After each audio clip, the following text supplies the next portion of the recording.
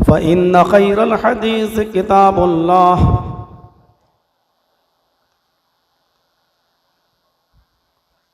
व खैरल हदी हदी मुहम्मदिन सल्लल्लाहु अलैहि वसल्लम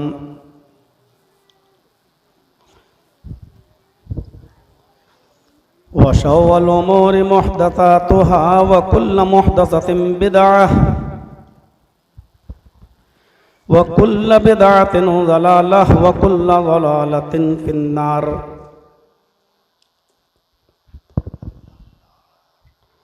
अऊज़ु बिल्लाहि मिनश शैतानिर रजीम।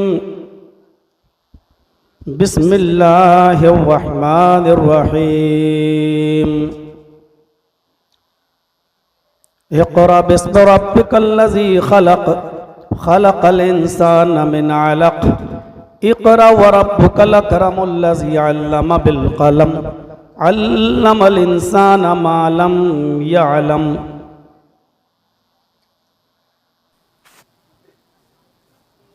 क़ाल नबी सल्लल्लाहु अलैहि वसल्लम तलबुल इल्मि फ़रीज़तुन अला कुल्लि मुस्लिम। रब्बि इश्रह ली सदरी व यस्सिर ली अमरी वहलुल उक़दतम मिन लिसानी यफ़क़हू क़ौली।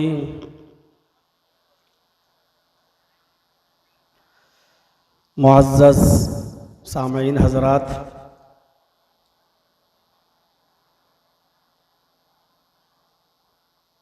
जामिया फ़ातिमतुज़ ज़हरा के डायरेक्टर और इसके रूह रवां फ़ज़ीलतुश शेख मिसबाहुद्दीन बुखारी हफ़िज़हुल्लाह की दावत पर मैं आपके इस इजलास में शरीक हुआ हूँ।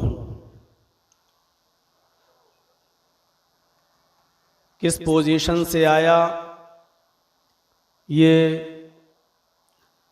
मैं बता नहीं सकता।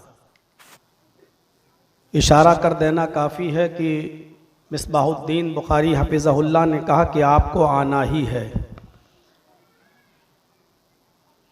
आज मेरे बच्चों का स्कूल में पेरेंट्स डे था, जिसकी वजह से मैंने कहीं कोई जलसा नहीं रखा था। मुझे भी शेड्यूल बना के चलना पड़ता है, लेकिन मोहतरम ने कहा कि आपको आना है, तो फिर मैंने किसी और को वहाँ लगाया। कहा कि मैं राजधानी में आपका टिकट निकाल रहा हूँ, आप 16 तारीख की शाम को बैठेंगे और 17 को सुबह 10 बजे आप किशनगंज पहुँच जाएंगे और आपकी शाम की फिर फ़्लाइट है 6:50 की। हम आपको बागडोरा तक बहुत आसानी से पहुँचा देंगे, लेकिन आपको आना है। दोनों टिकट तो भेज दिए, लेकिन राजधानी का टिकट कंफर्म नहीं हो पाया।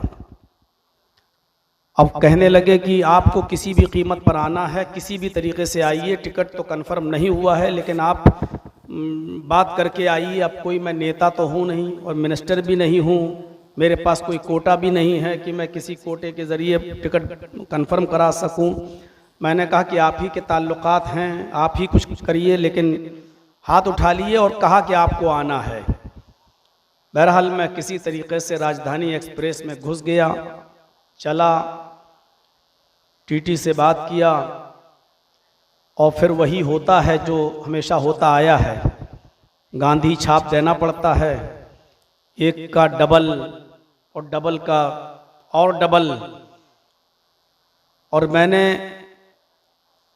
हालांकि मैं मुझे बोलना नहीं चाहिए, मैंने कहा कि बहुत ही इमरजेंसी में जा रहा हूँ। मैं आलिम हूँ बरजस्ता, लेकिन मैं इस बात को जानता हूँ कि झूठ बोलना नाजायज़ है, गलत है। लेकिन मैंने उसको ये कहा कि किसी का इंतकाल हो गया है और मुझे जनाजा पढ़ाना है। मरने वाला ये वसीयत कर गया था कि आप ही जनाजा पढ़ाइएगा, तब वह जाके कोई सीट हमको दिया और हैवी पैसा लिया, लेकिन बहरहाल सीट दिया और रास्ते भर चेहरा हमें बुरा सा बना के चलना पड़ा ताकि ये लगे कि हाँ ये किसी की मिट्टी में जा रहे हैं। इस कंडीशन में मैं बहरहाल आया तो आकर पता चला कि गाड़ी ही 3.5 घंटा लेट हो गई। 3.5 घंटा राजधानी का ये हाल था। मैंने कहा मिसबा साहब से अब यहाँ उतरने की क्या ज़रूरत, अब हम एनजेपी चले जाते हैं, फ़्लाइट पकड़ के चले जाते हैं, आपका तो प्रोग्राम अब हमें मिलना नहीं है। कहने लगे आइए, चाहे शक्ल दिखा के चले जाइए, हमने आपका नाम इश्तिहार में दे दिया है और अब आप लोग हमसे सवाल करेंगे, आपको आना है, आपके वक्त पर मैं पहुँचा दूँगा। अभी मुझसे कह रहे थे कि आपकी फ़्लाइट आधा घंटा डिले है, तो फिर मैंने स्टेटस अभी चेक किया, कोई डिले विले नहीं है, मेरी फ़्लाइट बिल्कुल राइट टाइम पर है, 6:50 पर। आज के ज़माने में कोई किसी को बेवकूफ़ नहीं बना सकता, इंटरनेट का ज़माना है, ये मालूम किया जा सकता है कि आप इस वक्त कहाँ हैं, किस जगह हैं, वीडियो कॉल पर भी देखा जा सकता है। जब से ये नेट का ज़माना शुरू हुआ है तब से बहुत आसानियां भी पैदा हो गई हैं कि आदमी की असली लोकेशन पता चल जाती है कि वो कहाँ है। बहरहाल हमारे मोहतरम की दावत पर मैं आया और मुझे अभी निकलना है, इसलिए मैंने कहा कि 10 आदमी भी होंगे मैं अपनी बात रख दूंगा, 2 आदमी भी होंगे मुझे अपनी बात रखना है। जब सिर्फ हाज़िरी देना थी तो मैं आ गया हूँ और मुझे अपनी बात कहना, वरना मैं कभी जल्दी नहीं करता हूँ, ना मैं एक दिन में कभी 2 प्रोग्राम देता हूँ, मेरी आदत नहीं है। बस दिन का प्रोग्राम था और राजधानी जैसी ट्रेन अब लेट हो गई तो उस पर मैं कुछ नहीं कर सकता था। तो बहरहाल मैं आया हूँ, अल्लाह से दुआ करता हूँ कि अल्लाह रब्बुल आलमीन इस इजलास को कामयाब फरमाए। शेख मिसबाहुद्दीन अल बुखारी हफिज़हुल्लाह ने जिस मकसद के तहत ये प्रोग्राम रखा है, अल्लाह रब्बुल आलमीन उनको उस मकसद में कामयाबी अता फरमाए, इसमें कोई शक नहीं। जैसा कि अभी हमारे अब्दुल्ला ऐनी साहब ने कहा कि हमारा सीमांचल जो है वो तालीम के मैदान में बहुत पीछे है, लेकिन इसमें भी कोई शक नहीं मेरे भाइयों कि तालीम के मैदान में जितना काम आपकी इस बस्ती में हुआ है वो भी काबिल तारीफ है। शेख अब्दुल मतीन सलफ़ी रहमतुल्लाह अलैहि की कुर्बानियों को फरामोश नहीं किया जा सकता है, उनके कारनामों को फरामोश नहीं किया जा सकता है। दीन की जो शमा उन्होंने जलाई, आज वो इस दुनिया में नहीं है, लेकिन उनकी जलाई हुई शमा से फारिग होने वाले तलबा और तालिबात जब तक पढ़कर निकलते रहेंगे और दीन की दावत व तबलीग का फरीज़ा अंजाम देते रहेंगे, इंशाअल्लाह सदक़ा जारिया के तौर पर अब्दुल मतीन सलफ़ी रहमतुल्लाह अलैहि की रूह को तस्कीन पहुँचती रहेगी। अल्लाह रब्बुल आलमीन उनको गरीक़ रहमत फरमाए, उनकी मग़फ़िरत फरमाए और उनको जन्नतुल फ़िरदौस में जगह अता फरमाए। मेरे भाइयों, आज हमारी कौम तालीम से इतनी पीछे है, जबकि शुरुआत इक़रा से हो रही है। कुरान करीम की पहली जो 5 आयतें नाजिल हुई गारे हिरा में नबी अकरम सल्लल्लाहु अलैहि वसल्लम पर लैलतुल क़द्र में रमजान के महीने में, मेरे भाइयों उसका ताल्लुक इल्म से है। आप सोचिए कि सबसे पहले कुरान की जो आयतें नाजिल हो रही हैं और उस वक्त नबी अकरम को पता भी नहीं कि मेरे पास आने वाला ये शख्स कौन है जो गारे हिरा में और इतनी रात में मेरे पास चला आया, ये है कौन, ये भी नहीं मालूम कि कौन है। बुखारी किताब बदिल वही के अल्फाज हैं, पढ़िए।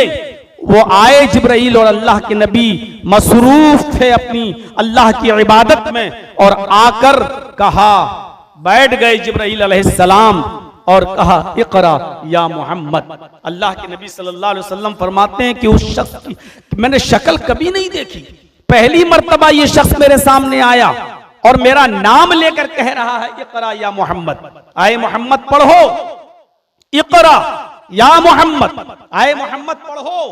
अल्लाह के नबी फरमाते हैं मैंने उसको जवाब दिया मा अना बिकारी, मैं पढ़ा हुआ नहीं हूं। मेरे भाइयों, जितने भी लोग यहां बैठकर सुन रहे हैं सुकून के साथ सुने। मेरी आदत नहीं है कि मैं किसी को खाने के टेबल से उठाऊं और ये कहूं कि आइए और थोड़ी देर बैठकर सुन लीजिए। खाना एक ऐसी चीज है कि जिसके लिए नमाज जैसी फर्ज इबादत मुअख्खर करना जायज है। जलसा तो मुस्तहब है, कोई न फर्ज है न वाजिब है न बहुत बड़ा ये कोई दीनी काम है कि ये करना जरूरी है। जब खाना हाजिर हो तो आप पहले खाना खा लो, उसके बाद में नमाज के लिए आइए। जो रकातें मिल जाएं पढ़ लो, जो छूट जाएं वो बाद में अदा कर लो।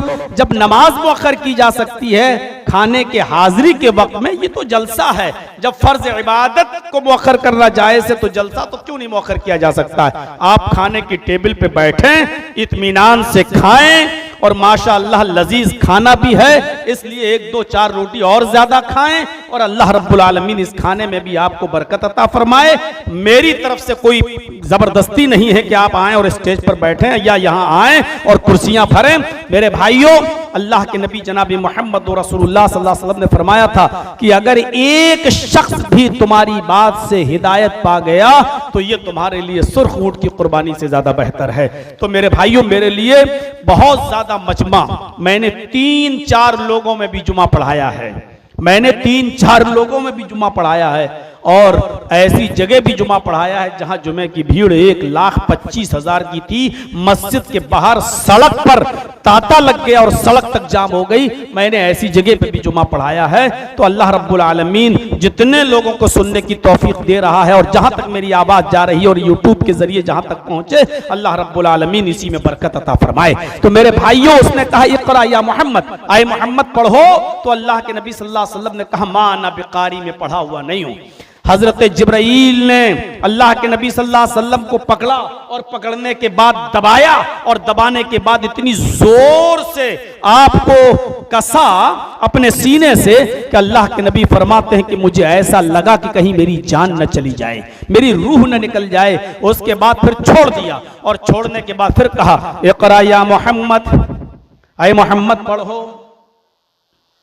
मैंने फिर वही जवाब दिया मा अना बिकारी, में पढ़ा हुआ नहीं हूं। जिब्राइल ने मुझे दोबारा पकड़ के खींचा, और खींचने के बाद फिर जोर से दबाया, इतनी जोर से दबाया कि मुझे महसूस हुआ कि कहीं मेरी जान न चली जाए।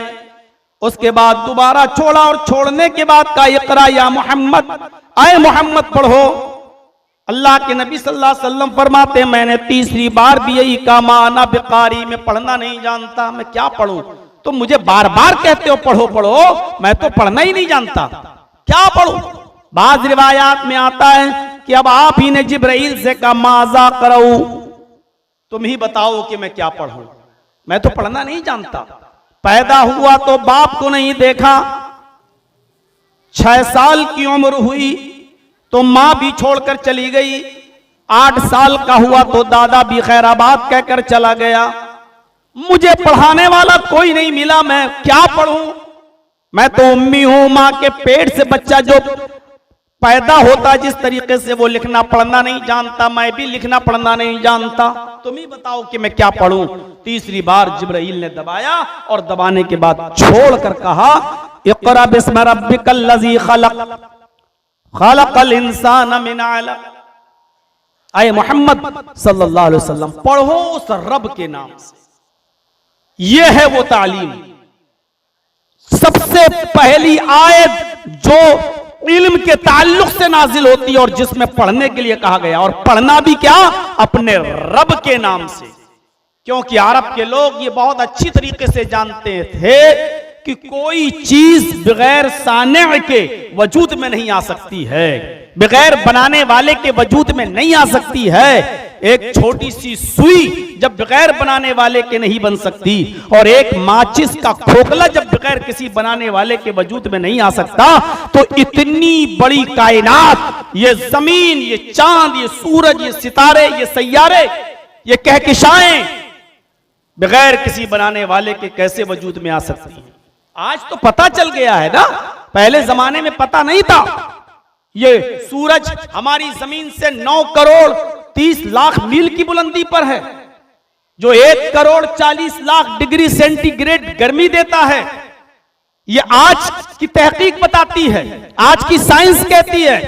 ये चांद जो हमारी मौजूदा जमीन से 2,40,000 मील की बुलंदी पर है। गौर कीजिए, जब ये साइंस ने तरक्की नहीं की थी और हमें इसकी दूरी का पता नहीं था, उस दौर में कहा जा रहा है कि उस रब के नाम से पढ़िए जिसने पैदा किया है। अरब के बद्दू और देहाती भी जानते थे कि कोई चीज बगैर किसी बनाने वाले के नहीं बन सकती, वजूद में नहीं आ सकती। ये जमीन या आसमान भी किसी बनाने वाले ने बनाया है। आजकल के पढ़े लिखे लोग अधर्मी हो जाते हैं, कम्युनिस्ट हो जाते हैं।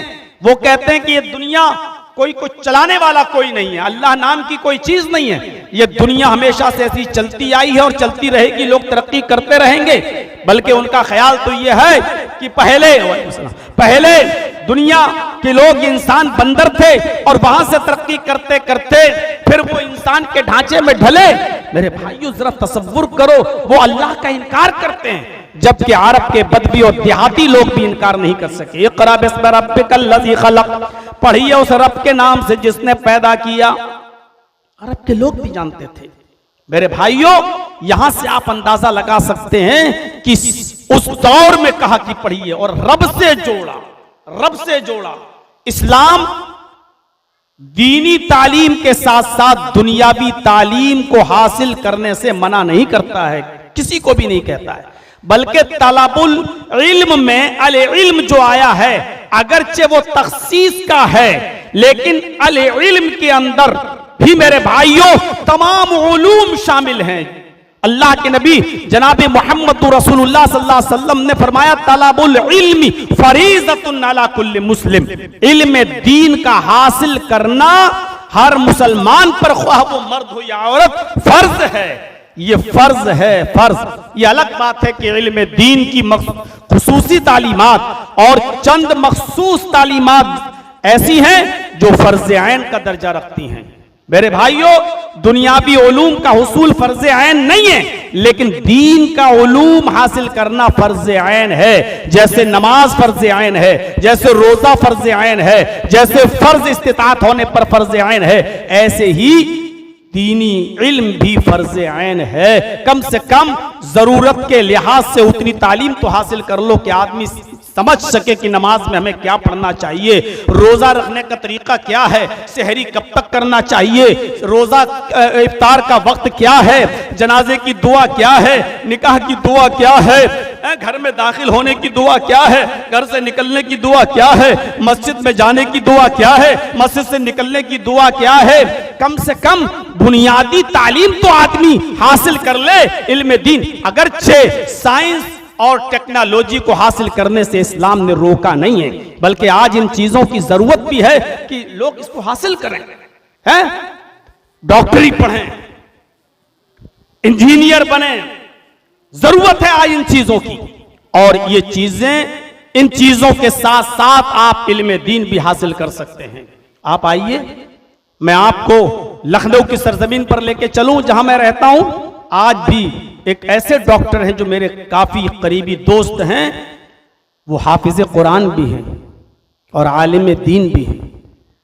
उन्होंने हिफ्ज भी किया और आलिम भी बने, और आलिम के साथ साथ आज वो MBBS और MD डॉक्टर के साथ साथ DM और है, डिस्ट्रिक्ट मजिस्ट्रेट नहीं। मेडिकल में वो जो डिग्री होती है MD के बाद DM की, न्यूरोलॉजिस्ट हैं, दिमाग के डॉक्टर हैं। ताज्जुब करेंगे आप, हाफिज भी हैं और आलिम भी हैं और MBBS भी हैं और MD भी हैं और DM। मेरे भाइयों कौन सी चीज थी जो इल्म दीन के साथ साथ दुनिया की तालीम को हासिल करने से इनको रोक सकते?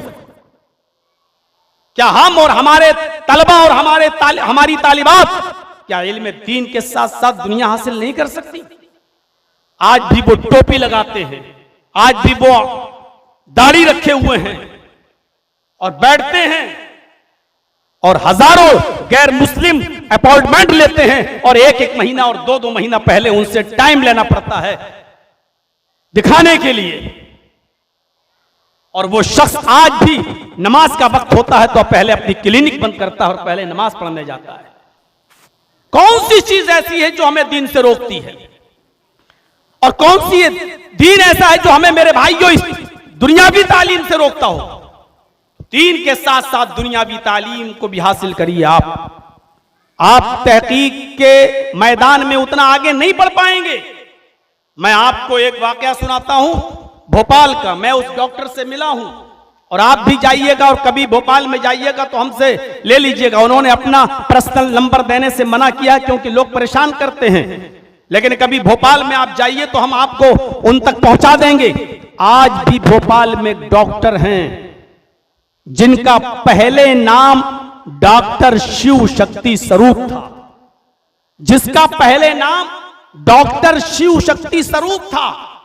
MBBS MS डॉक्टर थे, वो सर्जन थे वो, लेकिन वो एक अहले हदीस मस्जिद में गए भोपाल में, कबाड़ी मार्केट नंबर 2 में, और वहां के किसी आलिम से उनका राब्ता हुआ और उन्होंने उनको इंग्लिश में कुरान पढ़ने को दिया। इस आलिम ने, इस डॉक्टर ने, शिव शक्ति स्वरूप एक हिंदू डॉक्टर ने इंग्लिश ट्रांसलेट पढ़ा कुरान का। हम लोग रमजान में पूरे महीने तरावी सुन लेते हैं और सुनने के बाद ईद के दिन फिर डीजे बजाना शुरू कर देते हैं, फिर कोई नई फिल्म आई है उसको देखने के लिए चले जाते हैं। उस डॉक्टर से पूछिए जिसने MS किया है, डॉक्टर शिव शक्ति स्वरूप, MBBS MS डॉक्टर, और उसने चंद कुरान की सूरतों को पढ़ा और पढ़ते पढ़ते जब वो सूरह मोमिनून की इन आयात पर आता है, वलक़द खलक़नल इंसान मिन सुलालतिन मिन तीन सुम्मा जअलनाहु नुत्फतन फी क़रारिन मकीन सुम्मा खलक़नन नुत्फता अलक़तन फ़खलक़नल अलक़त मुज़ग़तन फ़खलक़नल मुज़ग़त इज़ामन फ़कसवनल इज़ाम लहमा। कुरान की इन आयात पर आता है और इसके तर्जमे को पढ़ता है, इसकी तफसीर देखता है तो चीख उठता है कि मोहम्मदुर रसूलुल्लाह ने 1400 साल पहले ये बातें कैसे बता दी जो आज मौजूदा दौर की साइंस ने हमें बताई है। 1400 साल पहले मोहम्मदुर रसूलुल्लाह को ये चीजें किसने बताई थी? वो इस्लाम ले आया। सिर्फ कुरान की इन आयतों के तर्जमे को पढ़कर वो इस्लाम ले आया, और आज उसका नाम जानते हो क्या है? आज उसका नाम इस्लामुल हक है। भोपाल के उस डॉक्टर शिव शक्ति स्वरूप का नाम आज इस्लामुल हक है। उसने अपनी बीवी को समझाया, उसकी बीवी जो पहले सरस्वती थी आज उसकी बीवी भी खदीजा है, और आप ताज्जुब करेंगे उसकी एक बेटी है, आज उस बेटी का नाम भी आयशा है, और उसकी बेटी भी MBBS करके MS कर चुकी है, सर्जन बन चुकी है। हमारी आज की औलादें, हमारी बेटियां क्या पर्दा करेंगी? मेरे भाइयों, जो उस डॉक्टर शिव शक्ति स्वरूप की बेटी आज भी पर्दा करती है, पर्दे के साथ कॉलेज जाती थी, पर्दे के साथ कॉलेज से आती थी, और पर्दे के साथ उसने MBBS मुकम्मल किया, पर्दे के साथ उसने MS मुकम्मल किया, और आज भी वो जब जेंट्स मरीजों को देखती है तो पर्दे के साथ देखती है। वैसे वो गायनिक ज्यादा है, लेडीज केस ज्यादा देखती है, लेकिन कभी कभी जेंट्स केस भी जब उसको देखना पड़ते हैं तो पर्दे के साथ देखती है और हाथों में ग्लव्स पहनकर देखती है। मेरे प्यारे साथियों, दीन दुनियावी तालीम को हासिल करने में रुकावट कभी नहीं बनी, और दुनियावी तालीम हासिल करने के बाद भी आप दीनी तालीम हासिल कर सकते हैं। उसके लिए आपको जरूरी नहीं है कि किसी मदरसे में 8 साल और 10 साल के लिए आप डिग्री लें। आजकल तो ऑनलाइन भी पढ़ाई हो रही है, इंटर और BA और MA वाले बच्चे भी आज ऑनलाइन पढ़ सकते हैं। दीनी कोर्सेज खुले हुए हैं और क्लासें खुली हुई हैं। डॉक्टर शिव शक्ति स्वरूप ने पढ़ा, वलक़द खलक़नल इंसान मिन सुलालतिन मिन तीन, हमने इंसान को मिट्टी के खुलासे से, मिट्टी के जौहर से पैदा किया। ये तो तहकीक होकर आज सामने आया है कि इंसान मिट्टी से पैदा है, यह आज की साइंस भी मानती है, लेकिन 1400 साल पहले मोहम्मदुर रसूलुल्लाह को किसने बताया कि इंसान मिट्टी से पैदा है? सुम्मा जअलनाहु नुत्फतन फी क़रारिन मकीन, फिर हमने उस नुत्फे को एक मजबूत ठिकाने पे पहुंचा दिया। गौर कीजिए, शिव शक्ति स्वरूप कहता है यकीनन वो नुत्फा एक मजबूत ठिकाने पर पहुंच जाता है। मियां और बीवी, शौहर और बीवी दोनों ताल्लुकात कायम करते हैं, और देख लीजिए दोनों ताल्लुकात कायम करके हट गए। अब सुबह बीवी नाश्ता भी बना रही है, खाना भी बना रही है, चल भी रही है, बर्तन भी धुल रही है, लेकिन अल्लाह ने उस नुत्फे को एक ऐसी मजबूत जगह पर और एक ऐसे मजबूत ठिकाने पर पहुंचा दिया है जो टस से मस नहीं हो रहा है। डॉक्टर शिव शक्ति स्वरूप कहता है कि मोहम्मदुर रसूलुल्लाह को 1400 साल पहले किसने बताया कि वो एक मजबूत ठिकाने पर उस नुत्फे को पहुंचा दिया जाता है। आगे वो तहकीक करके कहता है कि हम अल्ट्रासाउंड पे आज देखते हैं 1400 साल पहले मोहम्मद रसूलुल्लाह को ये किसने बताया? सुम्मा खलक़नन नुत्फ़ता अलक़तन फ़खलक़नल अलक़ता मुज़ग़तन फ़खलक़नल मुज़ग़ता इज़ामन। 1400 साल पहले मोहम्मद रसूलुल्लाह को ये किसने बताया कि हमने फिर उस नुत्फे को जमा हुआ खून बना दिया। तुम खलक़नन नुत्फ़ता अलक़तन, अलक़ा बना दिया, जमा हुआ खून। तुम खलक़नल अलक़ता मुज़ग़तन, फिर हमने उसी को गोश्त का लोथड़ा बना दिया। बिल्कुल यही कंडीशन होती है बच्चे की मां के पेट में। पहले नुत्फा जमा हुआ लोथड़ा बनता है खून, फिर उसके बाद में गोश्त का लोथड़ा बनता है, और फिर कहा फ़खलक़नल, तुम खलक़नल मुज़ग़ता इज़ामन, फिर हमने उस गोश्त को हड्डी बना दिया। गोश्त के बाद फिर हड्डी बनाया।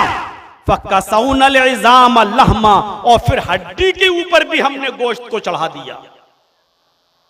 बिल्कुल यही कंडीशन होती है आज भी। किसी गायनिक डॉक्टर से पूछिए, लेडी डॉक्टर से, जो आज भी लैब पर जाते हैं, जो आप जाइए और जो अल्ट्रासाउंड करती हैं उनसे पूछिए कि पहले क्या बनता है, पहले क्या होता है। आपको यही तरतीब बताएंगी वो जो 1400 साल पहले कुरान ने बताया था। तुम खलक़नन नुत्फ़ता अलक़तन फ़खलक़नल अलक़ता मुज़ग़तन फ़खलक़नल मुज़ग़ता इज़ामन फ़कसौनल इज़ाम लहमा सुम्मा अंशअनाहु ख़ल्क़न आख़र, फिर हमने उसको एक दूसरी मखलूक बना दिया। मेरे भाइयों, इसकी तहकीक पढ़ता है और कुरान पर ईमान ले आता है, उसी मस्जिद में जाता और कहता है कि आए मस्जिद वालों, आए मौलाना साहब, मेरे दिल की दुनिया बदल गई। ये कुरान एक साइंटिफिक बुक है, किताब है ये कुरान, और मैं ईमान लाता हूं। वो इस्लाम लाया और शिव शक्ति स्वरूप से इस्लामुल हक बन गया, और उसकी बीवी खदीजा बन गई और उसकी बेटी आयशा बन गई। मेरे भाइयों, दीन दुनियावी तालीम में रुकावट नहीं बनना चाहिए, और दुनियावी तालीम दीन के लिए रुकावट नहीं बननी चाहिए। आज भी पाकिस्तान के अंदर एक पायलट है, लेडी पायलट है, लेडी औरत लड़की, लेकिन वो नकाब लगाकर, ग्लव्स पहनकर और सॉक्स, पैरों में मोजे पहनकर और ओढ़नी निकाब ओढ़कर आज भी वो पायलट चलाती है। आज भी सऊदी गवर्नमेंट ने उसको मांगा पाकिस्तान वालों से कि इसको मुझे दे दीजिए, हमारे यहां एक मिसाल कायम करेगी, लेकिन पाकिस्तान कंट्री ने कह दिया कि नहीं, ऐसी लड़की तो हमारे इधर भी एक मिसाल कायम कर सकती है। उन औरतों के लिए, उन लड़कियों के लिए जो ये कहती है कि पर्दा हमारी तालीम, हमारे इल्म के लिए रुकावट है, जो ये कहती है कि हम पर्दा करेंगे तो हमारी तालीम में रुकावट है।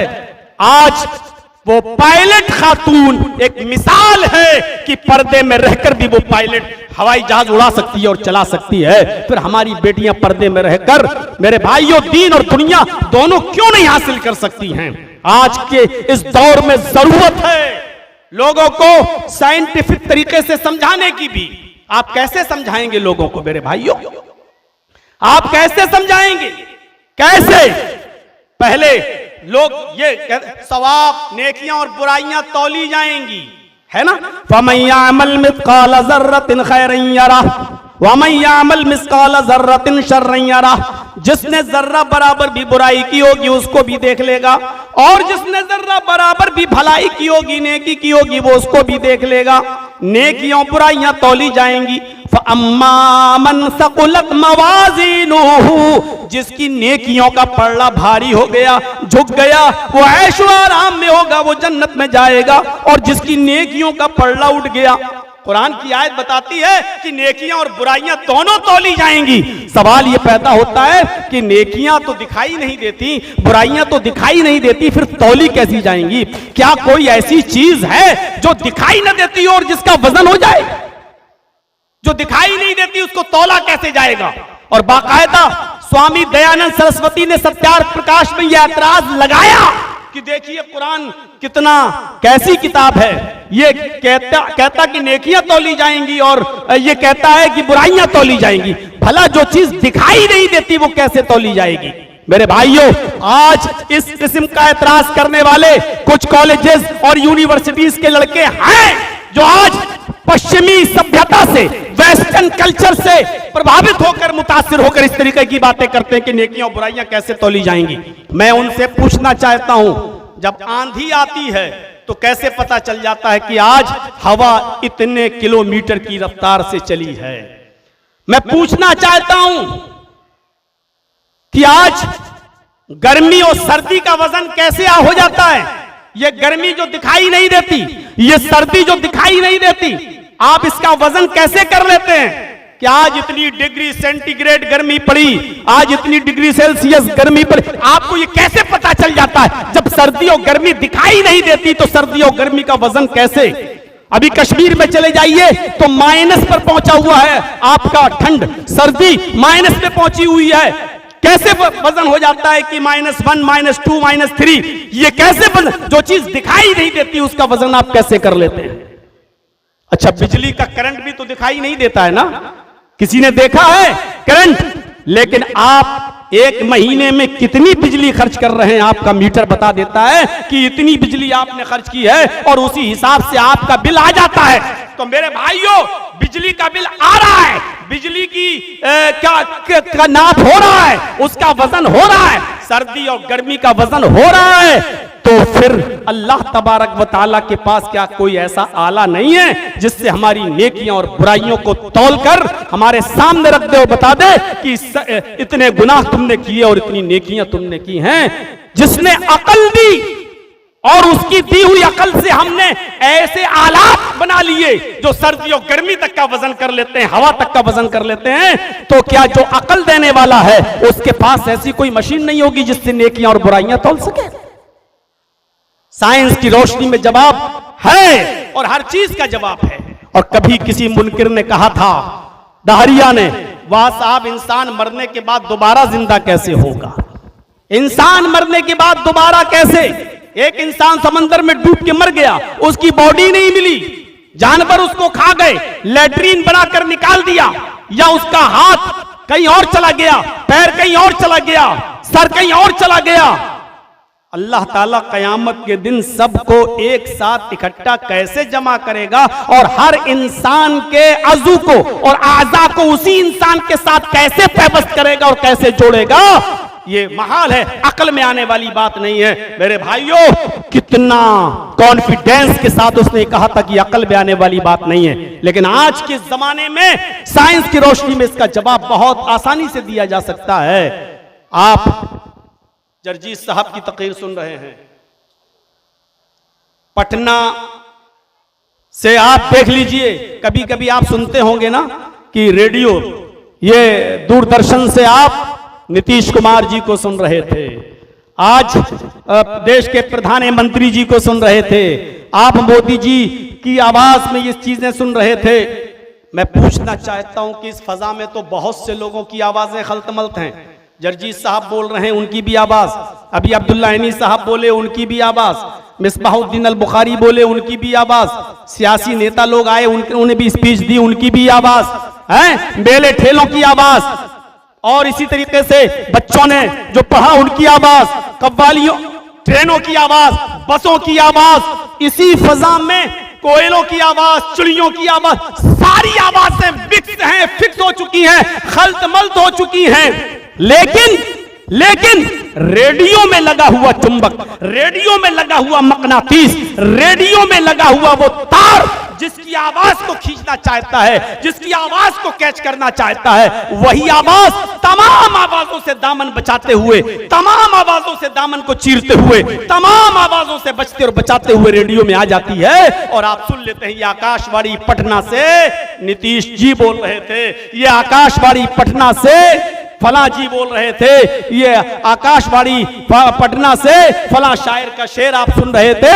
मेरे भाइयों, जब एक मखलूत आवाजों में एक की आवाज रेडियो में लगा हुआ मकनातीस खींच सकता है और उसको अलग कर सकता है, तो क्या अल्लाह रब्बुल आलमीन के पास ऐसा कोई आला नहीं होगा कि जिससे हर इंसान की हड्डी को अलग कर दे, हर इंसान के जिस्म को अलग कर दे, जानवरों के जिस्म को अलग कर दे और इंसानों के जिस्म को अलग कर दे, मर्दों के जिस्म को अलग कर दे और औरतों को अलग कर दे। मेरे भाइयों, अल्लाह ने अपनी कुदरत का इकरार ये कहकर किया है, अलम यकुन नुतफतम मिन मनियुमना सुम्मा काना अलक़तन अयहसबुल इंसानु अन युतरका सुदा अलम यकुन नुतफतम मिन मनियुमना सुम्मा काना अलक़तन फखलक़ फसव्वा फजअल मिनहु ज़ौजैनि ज़कर वल उन्सा। इंसानों, क्या तुम ये सोचते हो कि तुम्हें बगैर हिसाब किताब के हम यूं ही छोड़ देंगे? हरगिज नहीं। अलम यकुन नुतफतम मिन मनियुमना, इंसान को गौर करना चाहिए, क्या वो शुरू में एक हकीर और जलील पानी का कतरा न था?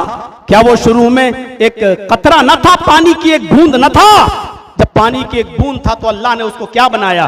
सुम्मा काना अलक़तन फखलक़ फसव्वा, अल्लाह ने उसको जमा हुआ खून गोश्त का लोथड़ा बनाया।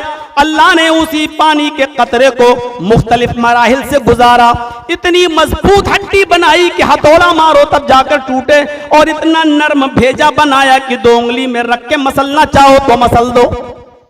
उसी पानी के कतरे से अल्लाह रब्बुल आलमीन ने इस दिमाग में हजारों तारों का कनेक्शन डालकर 2 चमकती हुई लाइटें, ट्यूबलाइट आंखों की शक्ल में हमें दिया, कानों में सुनने की ताकत दी, आंखों में देखने की, हाथ और पैर दिए।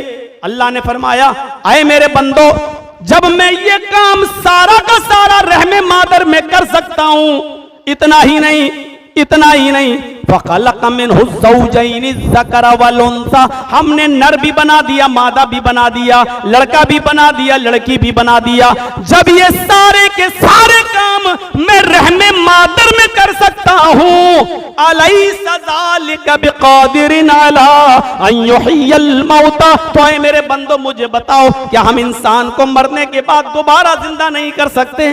क्या हम इंसान को मरने के बाद दोबारा जिंदगी नहीं दे सकते?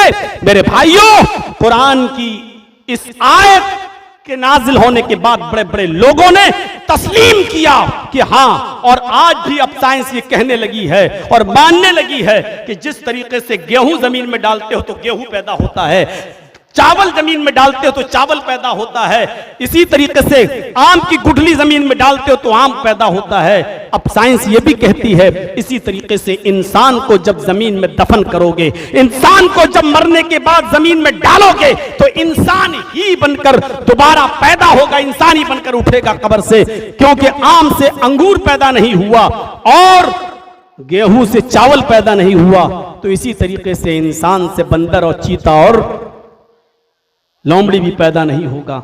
मतलब साफ है कि इंसान से इंसान ही पैदा होगा। तो मेरे प्यारे साथियों, हमें दीन और दुनिया दोनों को लेकर चलना है। अल्लाह करे कि आपके बच्चे आलिम भी बने और आपके बच्चे डॉक्टर भी बने। अल्लाह करे कि आपके बच्चे आलिम भी बने, आपकी बेटियां आलिमा भी बने और आपकी बेटी इंजीनियर भी बने, आपकी बेटी डॉक्टर भी बने, और आपकी बेटी ये ना सोचे कि पर्दा हमारी तरक्की की राह में रुकावट है। मैंने मिसाल दी है, एक लड़का जब आलिम बनता है तो उसकी इस्लाह होती है, लेकिन एक लड़की जब आलिमा फाजिला बनकर निकलती है तो पूरे खानदान की इस्लाह होती है, पूरे खानदान की तरबियत को करती है। मेरे भाइयों, मुस्नद अहमद में एक वाकया है कि एक सहाबिया के घर में जब एक बच्चा पैदा हुआ, एक सहाबिया के घर में जब एक बच्चा पैदा हुआ, तो उस सहाबिया जब भी वो बच्चा पेशाब करता था, सहाबिया उसकी शर्मगाह पर पानी का एक लोटा डाल दिया करती थी, पानी का एक बर्तन उसकी शर्मगाह पे डाल दिया करती थी। जब बच्चा चलने के लायक हुआ, पहला दिन था उस बच्चे का चलने का, जब बच्चे को पेशाब लगा, बच्चे ने उठाया पानी का बर्तन और अपने नन्हे मुन्ने हाथों से उठाकर पानी का बर्तन ले गया, नाली के पास बैठा, उसने पेशाब किया, और पेशाब करने के बाद जैसे माँ उसकी शर्मगाह पे पानी डाल देती थी, उसने भी उसी तरीके से अपनी शर्मगाह पे पानी डाला। उसको पता नहीं संजा कैसे किया जाता है, उसको पता नहीं पानी का बर्तन किस हाथ में लेना चाहिए, शर्मगाह कैसे, उसको कुछ नहीं पता। जैसे माँ डालती थी, उसने भी अपने जिस्म अपने शर्मगाह पर पानी डाल दिया। माँ दूर से ये मंजर देखती है, इमाम अहमद ने अपनी मुस्नद में नकल किया, जब उसने देखा कि मेरा बेटा अपने हाथ से पानी अपनी शर्मगाह पे डाल रहा है तो उसकी आंखों में आंसू आ गए और रोते हुए कहती फुज़्तु बिरब्बिल काबा, काबे की रब की कसम में कामयाब हो गई, अब मैं मर भी जाऊं तो कोई परवाह नहीं, मैं अपने बच्चे को जो तरबियत देना चाहती थी मैंने अपने बच्चे को वो तरबियत दे दी। हमारी माएं अपने बच्चों को आज कौन सी तरबियतें दे रही हैं? आज हमारी बेटियां मां बनने के बाद अपने बच्चों को कौन सी तालीम दे रही हैं और क्या सिखा रही हैं? आज देख लो कितनी मुसलमानों की बेटियां हैं, कितनी हमारी बहनें हैं जो आज टिकटॉक पर और इंस्टाग्राम पर अपने कपड़े उतार कर नीम बरहना होकर रील्स बना रही हैं। बेहूदगी और बेशर्मी के सारे तार नोच के रख दिए हैं। आज मुसलमान औरतों को एक मिसाल बनना चाहिए था, आइडियल बनना चाहिए था, लेकिन आज हमारी कितनी बहनें इंस्टाग्राम पर और आज देखिए टिकटॉक पर कैसी वीडियोस बना रही हैं, कितनी वाहियात और कितनी गंदी, और नाम है उनका ज़ैनब, नाम है उनका फातिमा। मेरी माँ और बहनों, तुम्हें भी समझने की जरूरत है कि देखिए वो उठाइए वाकया है जो अबू दाऊद किताबुल जिहाद में आया है। एक लड़का जिसका नाम खल्लाद था मैदान जिहाद में शहीद कर दिया गया। माँ को खबर पहुंचाई गई तेरा बेटा मैदान जंग में शहीद हो गया। उम्मे खल्लाद अपने हाथों में ग्लव्स पहनती है, पैरों में सॉक्स पहनती है, चेहरा छिपाती और पर्दे के साथ जाती है। लोगों ने कहा किसको ढूंढ रही हो? कहा सुना है मेरा बेटा शहीद हो गया खल्लाद। फरमाया हाँ ये है तेरा बेटा। ये उसकी लाश अपने बेटे को देख रही है। सहाबा ने कहा इस हाल में तो औरतें पागल हो जाती हैं अपने बेटे की मौत की खबर सुनकर, और तुम इस हाल में भी पर्दा कर रही हो, इस हाल में भी चेहरा छिपाई हुई हो, हाथ तुम्हारे ढके हुए हैं, पैर तुम्हारे ढके हुए हैं। उसने कहा इन उर्ज़बनी फलन उर्ज़ हयाई, मैदान जंग में मैंने अपना बेटा खोया है। अपनी हया नहीं खो सकती, अपनी शर्म नहीं खो सकती, अपना पर्दा नहीं खो सकती, अपनी इज्जत नहीं खो सकती। मैदान जंग में मैंने अपना बेटा खोया है, अपना पर्दा नहीं, अपनी हया नहीं। मेरी बहनों इस तरीके की एक मिसाल बनकर निकलो। मेरी कौम की बच्चियों, जमाना तुम्हारा मुंतसिर है। आज बस्ती बस्ती में तुम्हारी जरूरत है। तुम उठो, आलिमा बनकर निकलो, दीन की तालीम से भी लैस हो जाओ और दुनियावी तालीम, ताकि तुम्हें किसी के सामने हाथ न फैलाना पड़े, और लैस होकर निकलो। और कौम तुम्हारे लिए तड़प रही है, तरस रही है तुम्हारी खिदमत के लिए, वो इन मुंतजिर है तुम्हारी खिदमत की। अल्लाह ताला तुम्हें दीन की बड़ी आलिमा बनाए, तुम्हें दीन की फाजिला बनाए, और दीन के साथ साथ तुम्हें दुनियावी तालीम से भी आरास्ता और पैरास्ता करे, और तुम्हें कौम के लिए तुम्हारा मुस्तकबिल रोशन बनाए, और तुम्हारे जरिए उम्मते इस्लामिया सिसकती हुई इस उम्मते इस्लामिया को अल्लाह रब्बुल आलमीन हिदायत अता फरमाए और सही रास्ते पर गामजन फरमाए। बस यही चंद कलमात मैंने 3:20 तक आपके सामने रखे हैं। 10 मिनट तो मुझे जाने में भी और तैयार होने में भी लग जाएंगे, इसलिए मुझे निकलने दीजिए। फ्लाइट मेरी बिल्कुल राइट टाइम है। हम अल्लाह से दुआ करते हैं कि अल्लाह आलमीन हमारी खताओं को माफ फरमाए और हमारी बच्चियों को दीन का की आलिमा बनाए, फाजिला बनाए, हमारे बच्चों को भी आलिम और फाजिल बनाए, और दीन के साथ साथ दुनियावी तालीम भी हमें हासिल करने की तौफीक अता फरमाए। वमा अलैना इल्लल बलागुल मुबीन व आखिरु दअवाना अनिल हम्दुलिल्लाहि रब्बिल आलमीन। अस्सलामु अलैकुम व रहमतुल्लाहि व बरकातुहू।